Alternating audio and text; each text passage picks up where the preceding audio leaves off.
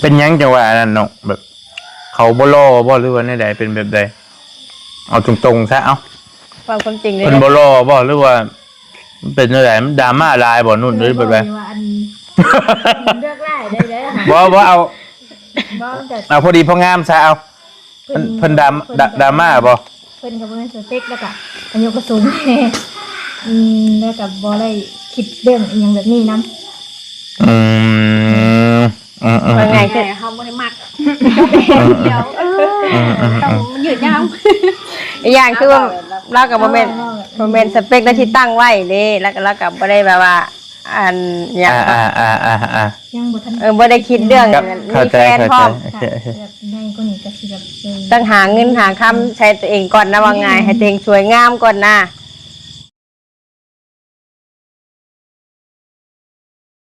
หัน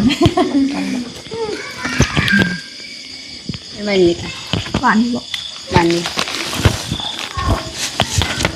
เบ็ดถูก2ถูก8 90มันอยากจำได้ว่าไอเลยนี่2ถุง90เพิ่นขายเพิ่นมันสิเบิดแล้วสิเบิดเพิ่นขายผู้ออกไปเลยเอาไว้ยังทายสบายดีเด้อป้าดงเด้อสบายดีอันนี้ก็มานั่งอยู่เพื่อนอยู่นี่วันนี้เพราะว่าวันนี้หน้าดีกับสาพาไปวัดวันนี้นะเป็นวันพระใหญ่บ่ได้ชวนข่าวพรรษาน้ำแดงวันนี้เนาะเงินเทียนได้บ้านเฮาเนาะเนาะประกาศเนาะคือสมัยติบ่มีดอกยังเงินเทียนอยู่บ่อยู่วัดบ่ได้ห่างอยู่ว่าก้าวเพิ่นจะห่างอันนั้นได้เนาะบ่มีบ่แต่ก็สินั่งลงแล้วเนาะบ่มีแต่ของพรรษาแล้วว่าเพราะผู้ชายเพิ่นว่าคำเพิ่นบ่ตกน่ะเวียนเทียนอยู่เพิ่นว่าคำเรียนต้องมีหม่องวางนั่นไหนปะเห็นมาบ่เพิ่นบ่เฮ็ดได้ซั่นเฮ้ยก็บ่ได้ทางนั้นแต่ก็เพิ่นเฮ็ดหน้าเป็นต้นกล้วยเนาะจะได้เฮาเลิกเด้อเพิ่นต้องประกาศฮัลโหลได้แต่ว่าบ่ได้ประกาศเลยน้องอยู่ว่ายังบ่ต้องเห็นเพิ่นถ่ายคลิปถึงบ่ได้เห็นบ่ได้เบิ่งเทปบ่บ่เห็นมีไผมีเบิ่งยังบ่ได้แฮ่จ้ะ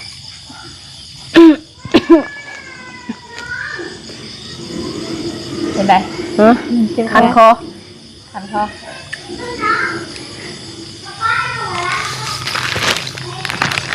เอาเฮ้ยเสียบ่เอาเฮ้ยไปเอาเฮ้ยเสียน่ะเอามายังล่ะมองหน้าต้องมียังนี่มียังไผบ่มีหยังนั่งดินน้ำกันเชิญนี่แหละมีหยังสิไผมีนะสะไผมีบ่มีแหละว่าดอกนี่ยังกระพรเดี๋ยวมีนะสะไผมาห้องนั่งเด่นคือสิมีสะไผแท้บ่มีแหละคนมานั่งหลาย4คิดเนี่ยเดียวแล้วกันเนาะมีหยังว่าแปลกแท้แต่ก็เพิ่นสิย่างหวนหาถ่ายอะไรเนาะตั้งเนาะมื้อนี้ว่าเห็นตั้งหมู่ห้องมานั่งอยู่มีหยังมีหยังนั่งดินนั่งคุยกันนี่แหละกินฮอดบ่กินฮอดกันเชิญนี่ได้ไปนํกันเบิดมื้อกินฮอดกันเพิ่นน้องนุ่นนี่แหละเดี๋ยวนี้นะฮอดยังนุ่นฮอดได้เชิญนี่แหละนี่มันยังน่ะชิมเลยจะไม่นี่แหละอะไรเมื่อนั้นแหละทายมีคอมเมนต์น้องนุ่นอยู่เนาะเนาะก็ดีอยู่เนาะเราไปนี่เอ้ยเสื่องยังน่ะเด็กคือเด็กบ่ลงทุนอยู่ลงทุนหุ้นบ่พอตาอยู่เฮ้ยนั่งคู่เด้อจะนั่งคู่แม่นั่งน้ำนี่ดื่มโอ้สิคันพ่อ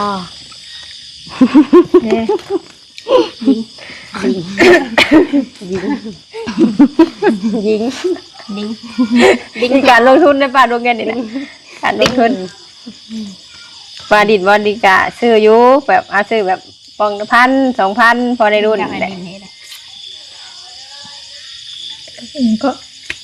ยังวะนี่วะเงียบมันมันปอง1,000ได้นี่ก็อยู่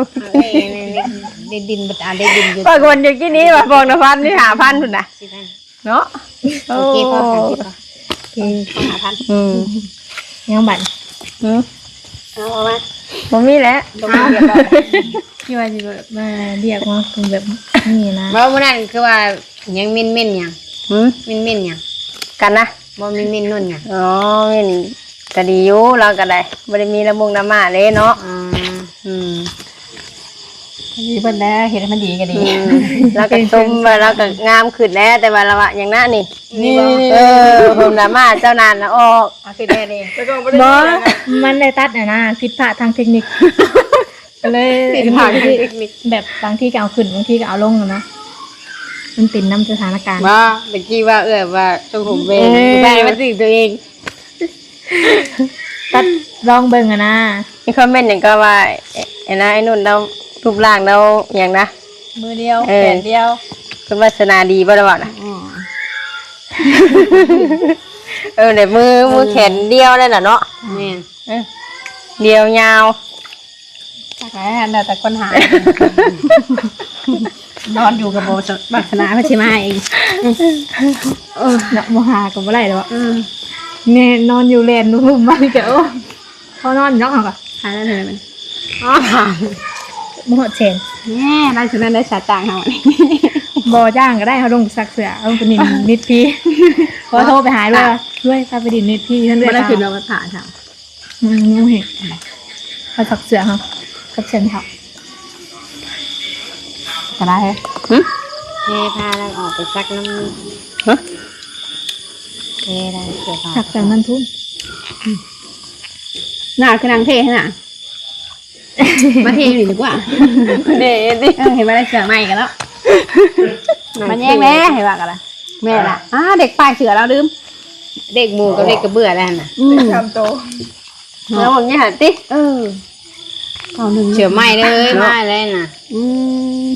เสือใหม่เลยใหม่ไม่จ้ะนั่นแหละ ถามว่าเดียวคนเลยเดียวมันเสือ กระเบื่อเสือเด็ก ข้าออกอีดีได้ปีไหม มีกระเบื่อกับเด็กหมูเลย ทำโต เป็ด ทางไรได้ล่ะ คลิปนี้บ่มีหยังมีแต่เด็กล้วน ที่สลับอยู่นะ ๆสลับ 9119 สลับน่ะขี่รถไปทางบุญได้มื้อนี้รถดาวกันทะเบียน91ไหน สลับ 8291ไหนรถแล้ว แล้ น่ะ วก็8778 ป้องเลยบัด ทางตรงเลยเนาะ โอ้นี่ว่าจันบ่ว่าจันชาแนลบ่ลงมาเบิดบ่แล้วลงมาอยู่ล่ะ หาบ่ หาแล้วเนาะเงินบ่ได้ดิพ่อนี่แหละพ่อได้ซื้อขนมมาดุว้าวไง5,000ก็ได้400,000บ่ตอนนี้แหละ ยังเปเจ้าของตัวเจ้าของฝันอยู่นี่บ่ให้เละบ่ซับตัวน่ะอันสิกดบ่นุ่งไงนุ่งเป็นกระโปรงสีดำเสื้อบ่ใส่ผมยาว ยังเบิ่งเลข ผม เชื่อว่าย าวกันแหละแม่น โอ้เบิ่งงานแล้ว กันบ้านสีดำหน้ากัน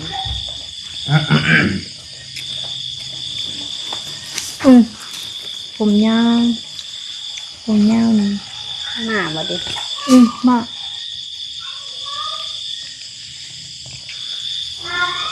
มา เนี่ยนะ นั่งเท่นั่งรออยู่หันหลังมั้งแถมรออยู่ในกล้อง แม่งเท่นั่งรอมีความรอเสมอ เนาะว่าอะไร เลขเชื่อเลย โอ้ฝนมาเลยผม เลขยังนี่ อันนี้ 19 19เลขกระเบื้ออันนี้เลขหมู8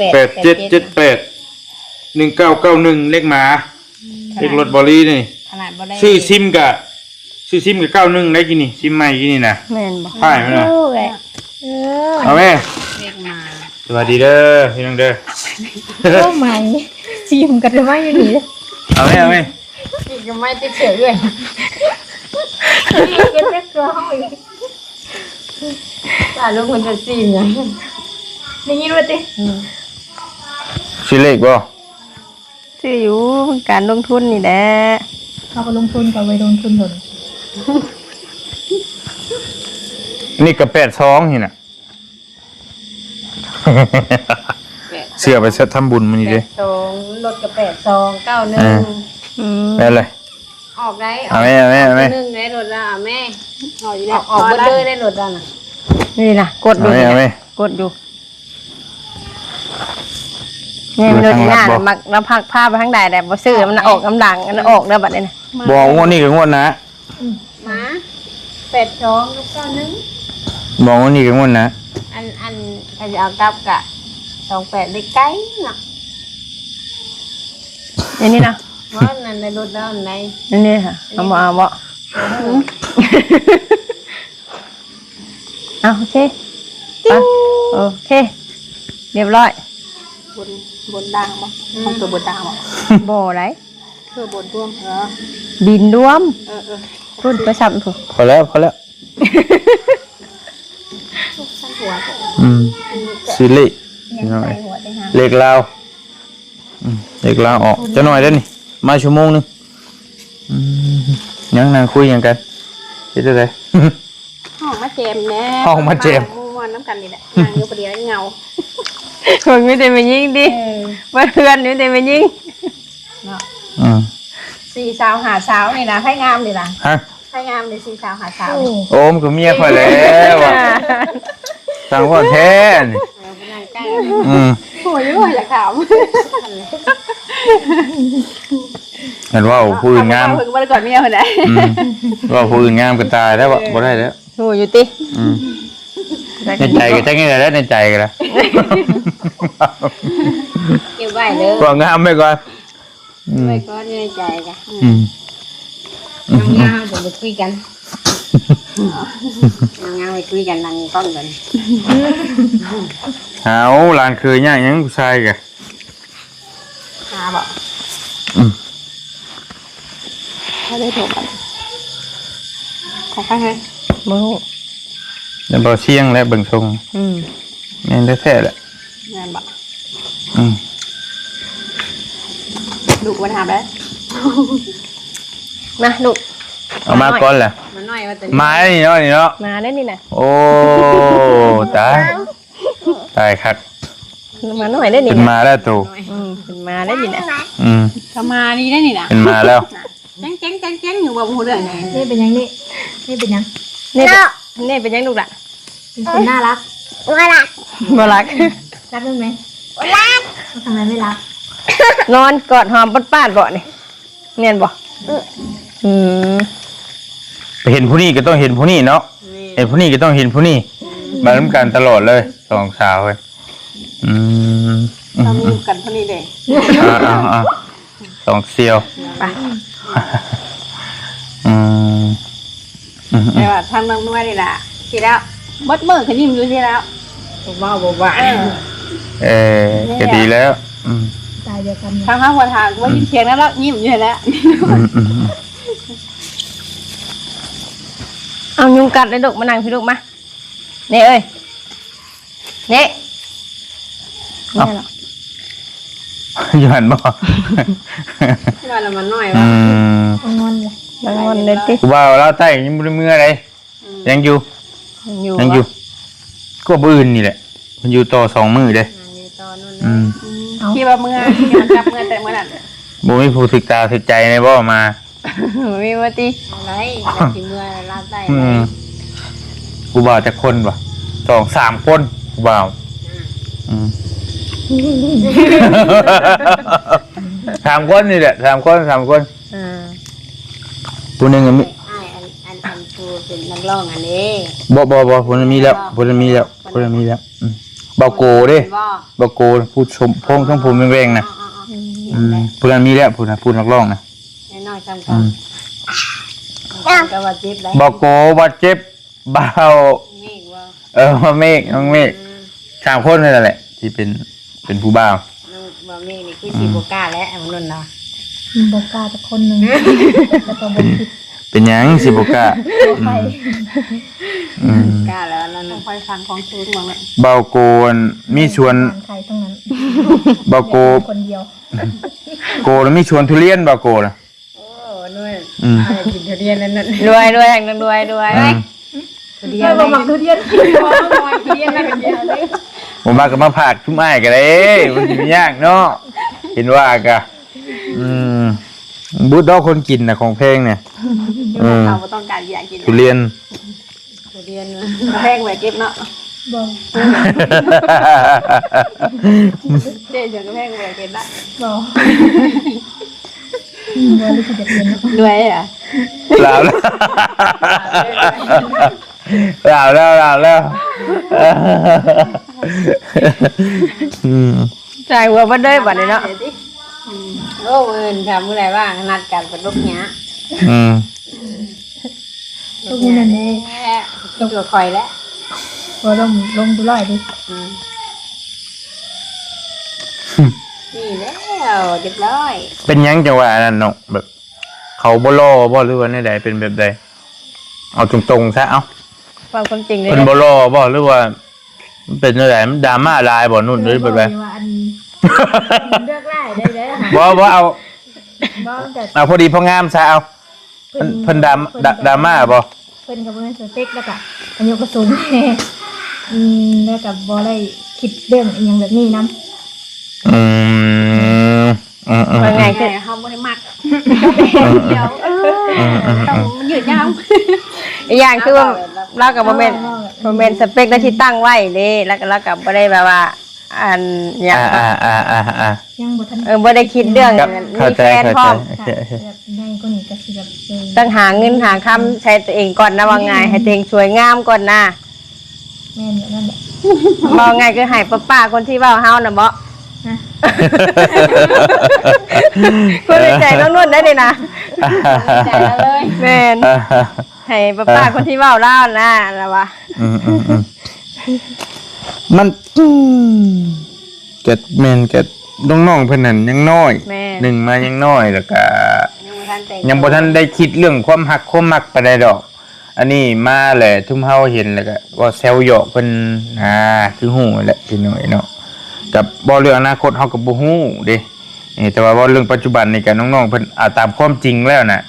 ยังธรรมดาอยู่ยังบ่ทัน บ่ได้ เรื่อง คิดเลยเรื่อง ยังบ่ทันปานใดดอกนะก็สิว่าแล้วก็ได้ ว่าไม่ได้อยากเฮ็ด อืม คือน้องนุ่นเรียนจบก็ตั้งใจก็สิไปทำงานกันนะหาเงินก่อนให้ได้หลายปีได้ค่อยว่ากันเรื่องนั้นน่ะต้องกินของน้องนะ คือกันบ่คนนั้นก็คือกันบ่ล่ะ คือกัน อืม หาโน่นเยอะ หานุ่นอยู่บ่ นนโย ให้นุ่นเรียนจบกันแม่นบ่ โอเค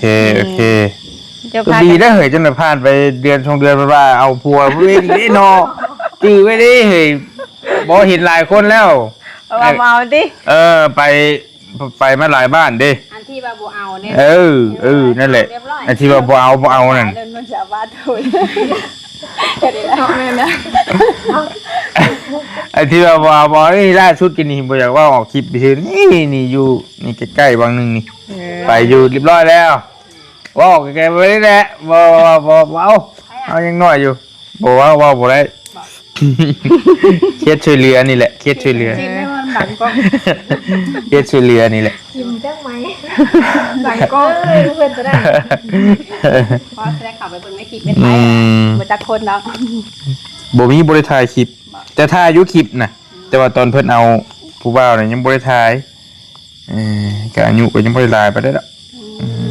มันอยู่คนแววแหละว่าสองคนนี้ก็เป็นว่าสิแววลงผู้บ่าวเนาะ โบเวสองคนมึง บ่แววยันบ่ถึกใจเอาเลยนะ แบบจะเลย จู่โจมเลย จะต้องแบบดึงก่อนนะวะเนาะก่อนเลิกก่อนครูชีวิต มันบอกคือว่าเนี่ยตอนนี้น่ะบอกคือว่ายังก็คือว่าตอนนี้เด้ตอนเพิ่นบ่ทันเอาเด้เอาแล้วเปล่าเขาบอกบาดนี่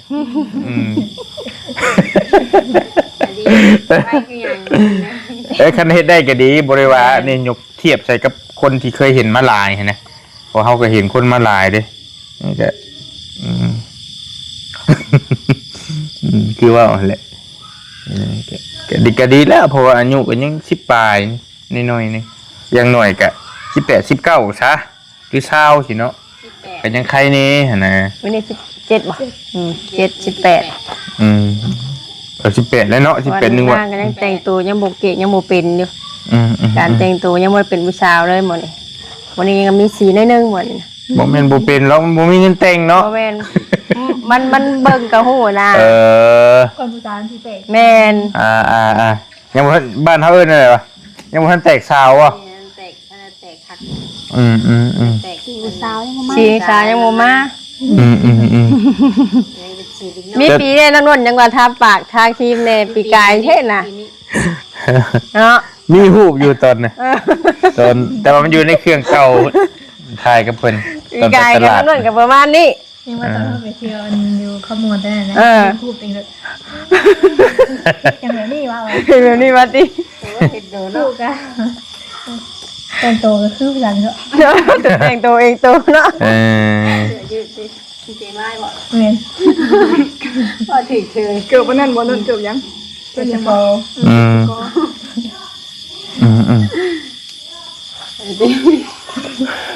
อีกประมาณปี2 ปีนะพี่น้อง2 ปี3 ปี แม่น ข้างนอกกันก็ ดำขมิ้มเลยละ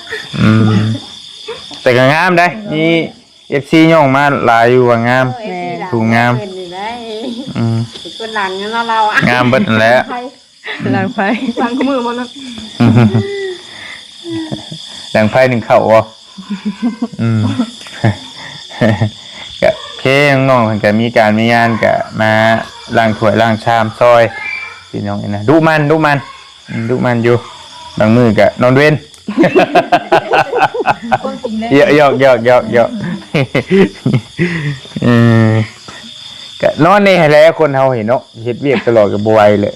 เฮ็ดแน่พักแน่แหละไม่น่าเหตุการณ์นอน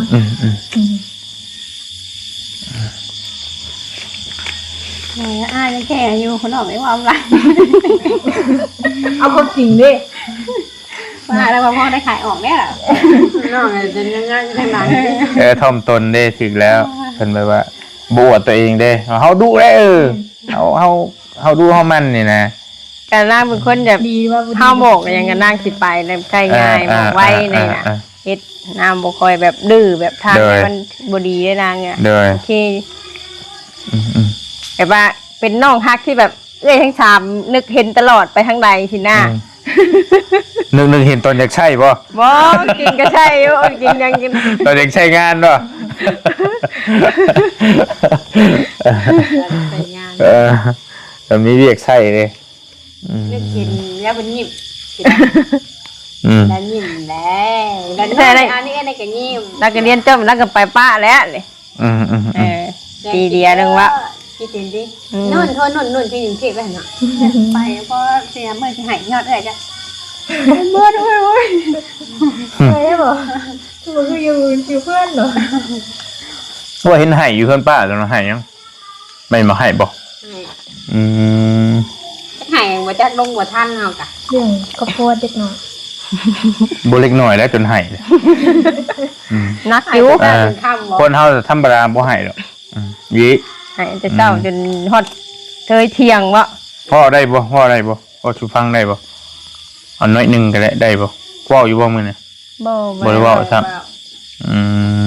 มันเรื่องละเอียดอ่อน ยาและสายา สม แต่ว่าไงเรื่องวุ่นวายในครอบครัวเอา แม่น ประมาณนั้นซะพี่น้องครอบครัวบ่เข้าใจกัน แม่น ประมาณนั้นแหละก็เป็นเรื่องทุกข์ใจนี่แหละคือบ่แม่นหรอกเรื่องยินดี แม่น คำบ่ทุกข์ใจบ่ให้ดอก เอาไงนั่งนุ่นบ่ได้ฮู้เรื่องอย่างหรอกแค่หายยังเพิ่นได้ซื้อแหละใจให้กันเนาะกะเข้าใจนั่งอยู่ นี่ก็แม่นไม่เฒ่าสินะ แค่นั้น คิดกันนี่ก็ใจให้ สิเลือกแม่ก็เสียใจสิเลือกผู้เฒ่าเสียใจอยู่คนกลางหรอกกองคนกลางก็ยังทุกใจนะ เลือกภัยใจก็เจ็บเนาะเนาะโอ้ตาย นี่แหละ เองก็ได้แต่ปลอบใจอ่ะสู้ๆว่ะถ้าบ่นั่นกับบ่ใหญ่แม่เป็นผู้ใหญ่ว่ะ ทุกคนยังมีบทเรียน แม่นเรียนหูไปเรื่อย ถึงดูลายกันใจซ่าเนี่ย มันเดิมแข่งกระล่างแต่ละมือ แบบถึงบนสนใจมันอย่างแล้วถึงดูได้กันได้ ๆเดี๋ยวมาเนี่ย เดี๋ยวอีกแล้ว เดี๋ยวมาอีกนะ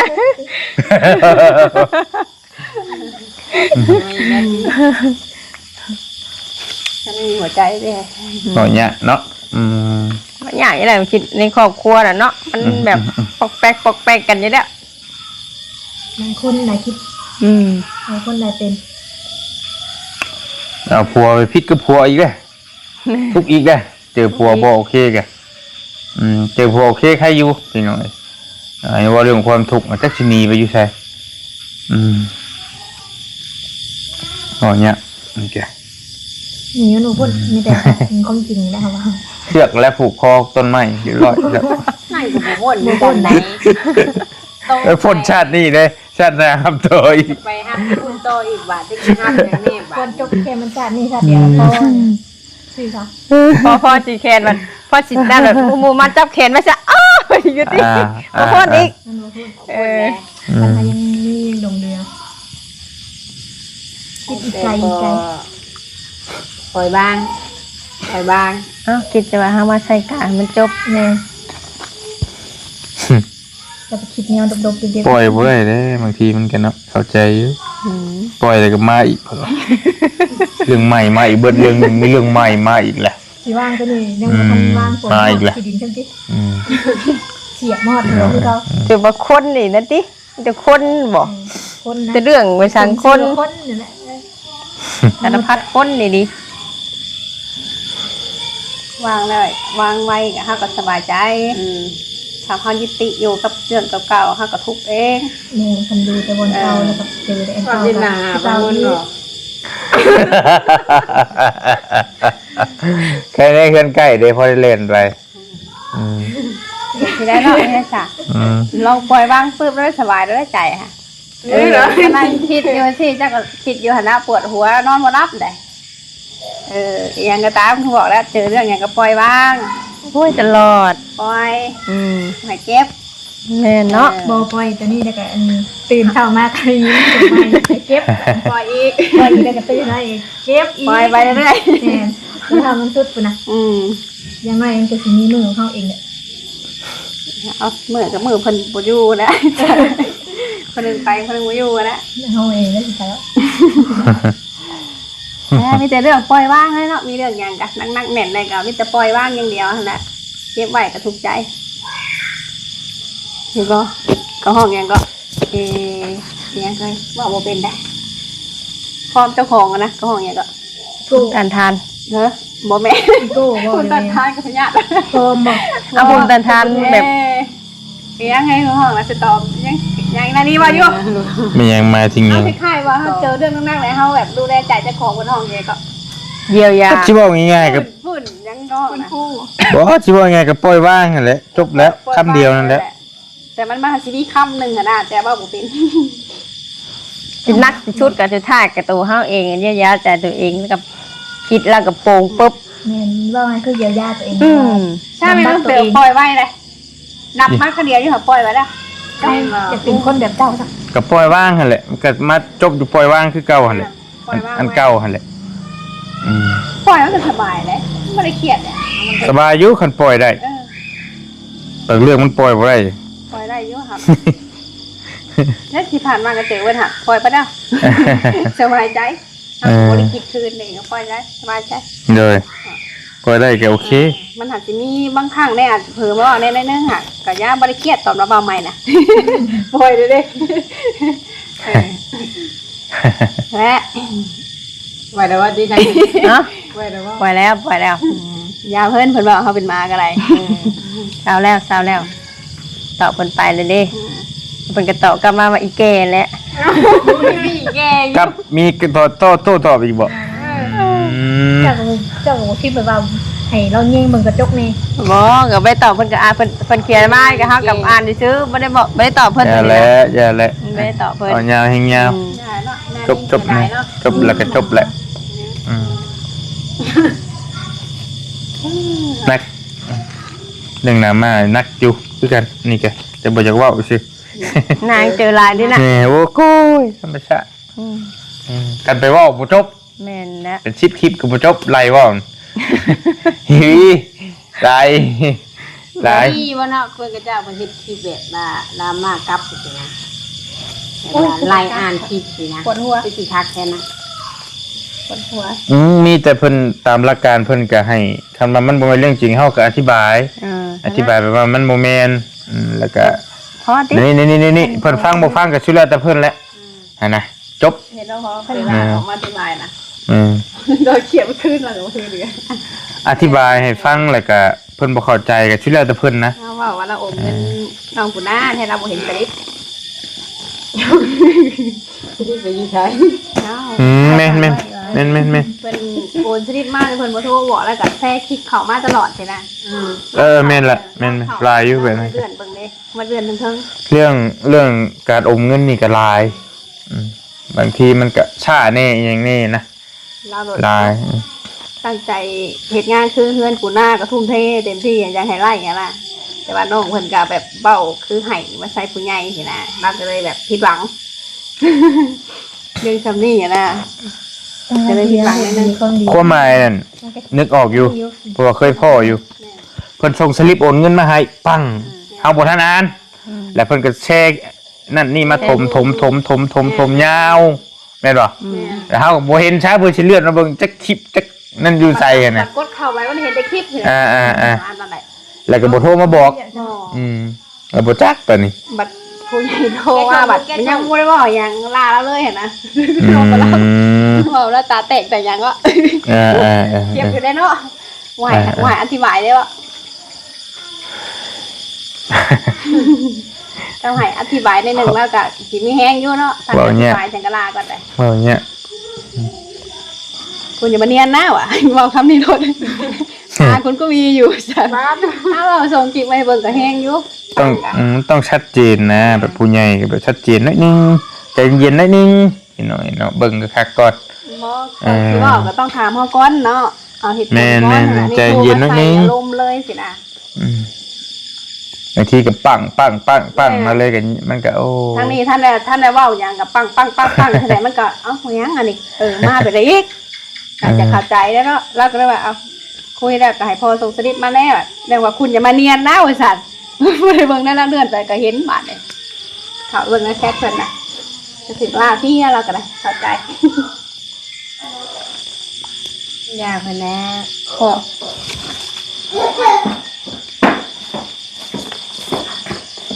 ได้เวลาแล้วเลยเด้ ก็ได้แล้ว เวลาเลย สมควรแก่เวลาแล้วนี่แก ไปดีเด้อ ลาป้าลงเลยจ้ะ คือสมควรแก่เวลาโอเคสวัสดีเด้อสวัสดีน้องเด้อไปหาตำส้มตำกินบัดนี้ไป ไปทางโน้น บ่ได้แล้วบัด ตามบัตรกินข้าวบ่ มาห่มผ้ากันนั่นอะไร ปิดคลิป ใส่ก็ซื้ออยู่ ไปตำมากินนู่นแล้วมาสู้กันกินตำกัน